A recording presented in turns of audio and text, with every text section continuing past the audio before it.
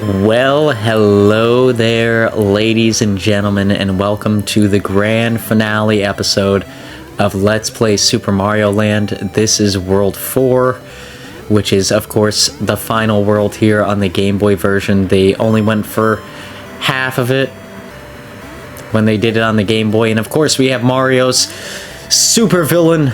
Everybody knows Mario is scared of ninjas that come back to life after you knock them out. What else would a plumber be scared of if it wasn't for ninjas? You know, it's as clear as day. Plumber, ninjas, it's always existed. It always will exist. It's one of those, like I said when I was playing Super Mario World, having Mario go up against rhinos was an interesting take. But the ninjas that respawn after a little bit after you hit them is even more of like a, what the hell are we even doing here, folks?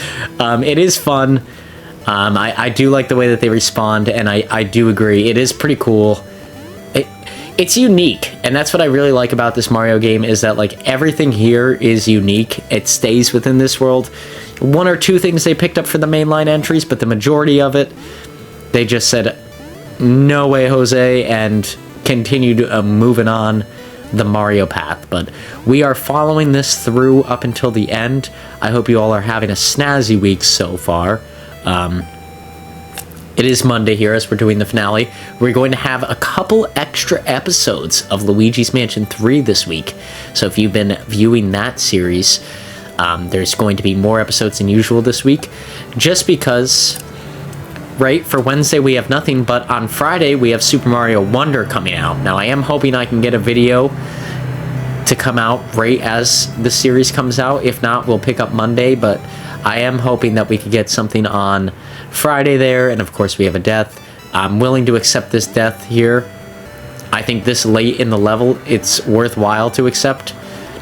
It just, I don't know. It seems like that was a fair spot. Like, trade-off wise, one life for that amount of progression seems fair to me. 2 lives, I don't know. I think we could, okay, yeah, we could deal with it because it jolted us forward. I can live with that. I think we're going to need as many power-ups as we can get for the end of the game, but I don't foresee us having a lack of, like, 4 lives right now is pretty good, especially because we could save states and things like that. Like, I'm not that concerned. If we lose more than one more, I'm going to become alarmed. That's how I would put it. Like, any more than one more is one more than we could deal with. Holy ninja. Holy shit, okay. And this is a lot, too. This is a lot of these guys. Okay, and I fell right into one of them. Honestly, if it spawns us relatively close to the finish, yeah, without the ninjas here, this is a world of difference, so I'm going to take this. We are approaching the end of the game. There's no reason to have stored up extra lives. Let's let all those bombs go away. Can we make this series of jumps? I really hope so. There we go. Yeah, so that was completely worth it. I mean, even if we get 1 life out of this, I feel like we've gotten what we can get out of it. Like, it seems like a very fair trade-off to me. That's at least how I would put it at this point in time. Like, that seems even. We don't get any lives, but we do get the fire plant, which arguably may be better at this point in time. I am going to create a save point right here, just in case we do hose up. Honestly, I find this world, I don't know if it's because I started using my PC controller, like late last episode, but I find this world to be much, much easier than the previous world. Like, yes, there are added extra obstacles and things like that to be aware of, but nothing feels unfair. Whereas in the last world, at times, like here or there, I would just be like, oh, that downright feels like it shouldn't be in the game. Like, that feels like it's cheating. Everything here feels like, okay, well, if I mastered the game, I likely would be able to do what it's asking me to do. But I have not done that yet, obviously, so, you know, like, it feels relatively fair per my skill level. And when a game is like that, I can't get mad at it. honestly, all I could do is just appreciate that it's here and continue moving forward. I wish I had a mushroom plant here so I could get through some of this top section without having to deal with the bottom section. You can see my little bit of aggravation there showed on the screen. But yeah, it never feels bad here. It doesn't feel like I'm cheated. Like, it feels tough, but I feel like everything is relatively fair still, which is a big thing. And here to the right, you can see we are going to start dealing with some stuff that I'm more familiar with in the Mario world, and that is these spinning little bulbs of death. That's what I'll call them. I know they're like little fireballs coming through the air and shit like that, but this game leaves it a little bit ambiguous as to what they are. I do luck out a good bit here. I'm so used to the range because Super Mario Bros. 3 is the game that I have the toughest time with overall. And these things appear all over that game. They're like the bread and butter of that game. But now that we have the star, let's just try and make as much ground as we can with the star, because that's always the strategy. Ignore everything else. If you get the star, just cover as much ground as humanly possible as you can cover while you have it, because you can blast things out of this world. But there we go. I feel like we actually got a pretty good run out of that. I feel like that wasn't bad. And we're already at the second level of this world, so there's only one more left to go. It's not going to get much worse, even though it does seem pretty taxing. This is a lot easier than like ninjas and bullcrap like that.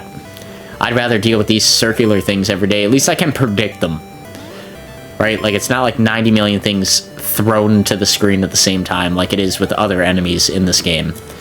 And I do a save here. You could, I'm gonna leave it in. I'll try to make it as blatant as I can. There it is. If you die on this, which I'm not showing any of my deaths, I have about 5 minutes worth of deaths there. That's not fair at all. That's a load of crap. And I even save after I'm done with it because I don't want to deal with it ever again. I'm completely fine with that.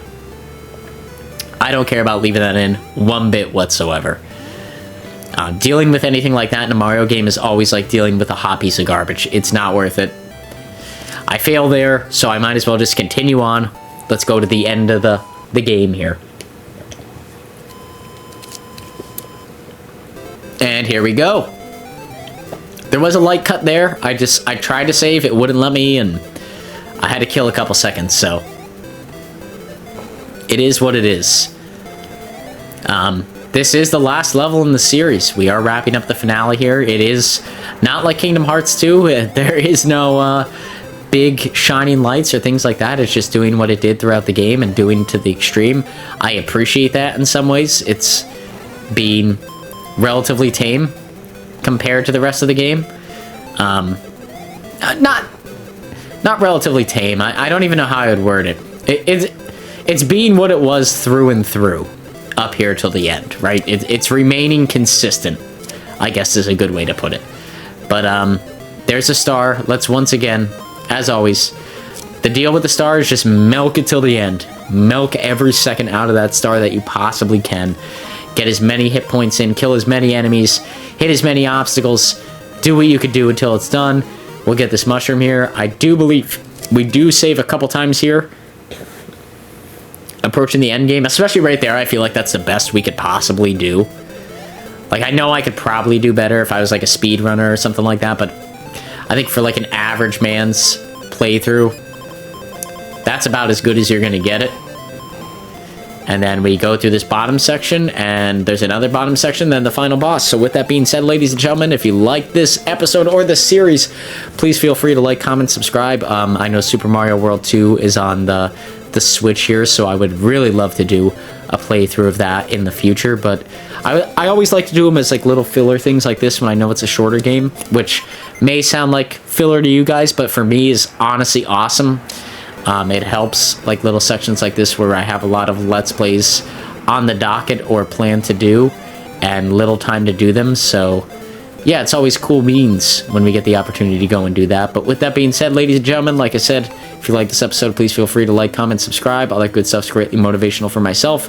Keeps you up to date on the videos that I'm doing, so really a win-win there.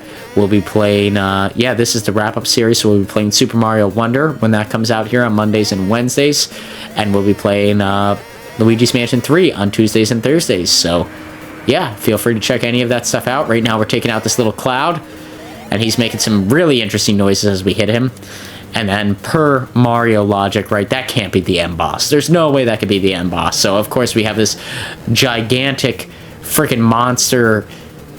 I don't even know what to call him. He just does a shitload of damage. And the only thing I could say if you're trying to beat him is to just continuously fire and make sure that you are out of the range of bullets coming in towards you.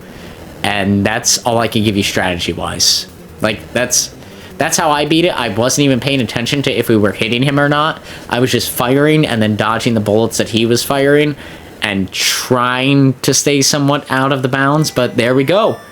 We have beat the game. There's Daisy. Say thank you, Mario.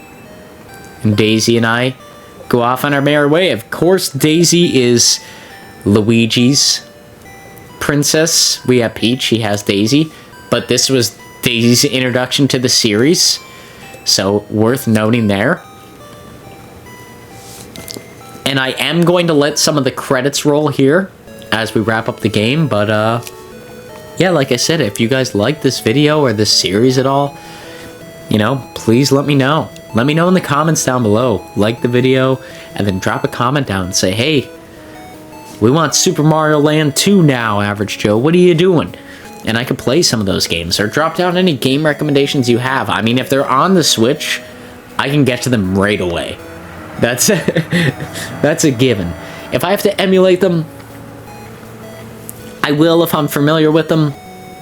If not, you know, they'll be good month fillers. If they're highly recommended, I'll get on them right away. But I tend to leave emulated games for like times like this, where I have a little bit of leeway time where I could experiment with a couple things and get them out there. And, you know, I could really make sure that the gameplay and the audio are going to come out okay. So,